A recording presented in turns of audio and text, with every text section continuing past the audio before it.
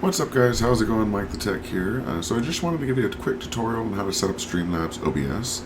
It's very similar to OBS if you have experience with that, open broadcast software. If not, don't worry, I'm going to go through everything piece by piece so you can kind of understand how to get everything up and running. On the left side here we have our scenes. So basically what scenes are everything your users are going to see on the screen. So the live scene that I have set up is my webcam and my display. But if I click on be right back, then it gets rid of my webcam and my display and just shows a graphic that says I'll be right back. Great if you need breaks or something. You can switch between them whenever you want just by clicking between these two. Then you can go into your sources, and these sources are basically everything that's going to be on your screen during your stream. So the main ones that you're going to want to set up is your display capture, which if you're playing on a Windows PC and the game is on Windows, you're going to want to use your display capture to capture that. And if you have multiple monitors, you can set which monitor is being recorded here. And then to add more scenes, for example a webcam, you would hit the plus sign, choose video capture device, and you'll see that it has built-in webcam, Logitech webcam, capture cards, things like that. So you would add that, which I have here, and you'll get a menu like this. And this menu will let you actually go through your properties and choose which device you want to stream from. So we have my actual webcam here, and I actually use VCam to get rid of my background.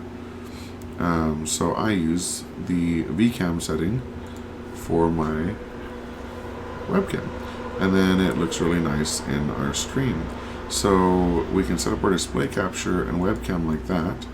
What we also want to set up is, let's say you have a Nintendo Switch or Xbox or PS4 and an Elgato streaming device. Then you're going to want to click the plus sign, choose video capture device, and this time choose that Elgato device, and it will replace the display capture. You can have both your display and the device recording at the same time, which might waste resources, so make sure to turn off whichever one you're not using.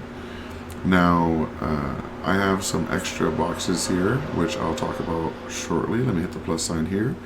You can add images in case you want to design your own theme around it, and quite a few other types of media sources. Now, the important parts of Streamlabs are the widgets. The widgets are the most important part because it has to do with your donations and your stream and your interactions. So you can actually add a chat box, your donation goal, all these different options to show off your live viewers. And the ones that I have set up, for example, are an alert box. Now this alert box will pop up whenever any of these events happens. And what that'll look like, for example, is if I test a widget like a donation,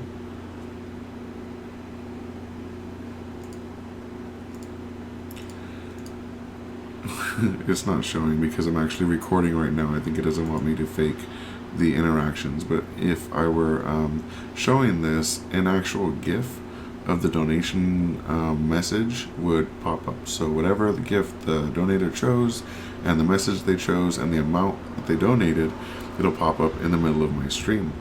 I also have a browser source for my restream chat. You can do this through Streamlabs by just choosing the chat box. And there's quite a few options you could choose for the chat box. For example, the type of font that's used. I prefer chunky.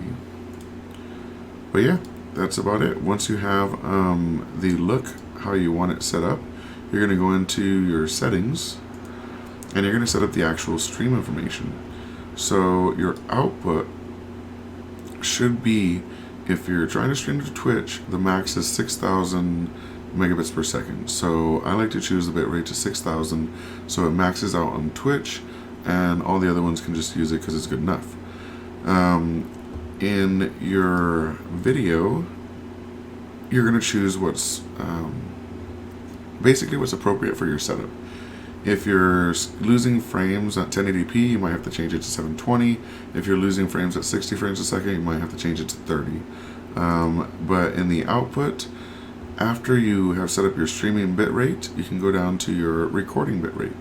You can click on Browse here to choose the path. I recommend using a drive separate from your gaming drive, or else during the load times you're going to miss frames as it's trying to save and load at the same time.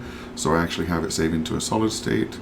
And then your recording quality. These are very high quality recording settings. So if you're not going to use your stream bitrate 6000, please be aware that when you switch to these, you may be looking at 50 megabits per second to even